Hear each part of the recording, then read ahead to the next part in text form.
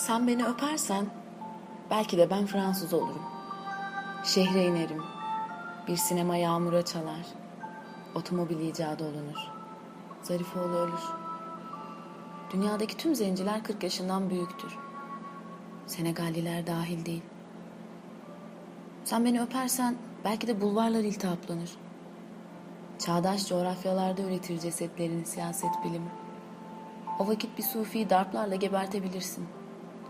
Hayat bir yanıyla güzeldir canım. Sen de güzelsin. Yoksa seni rahatsız mı ettim?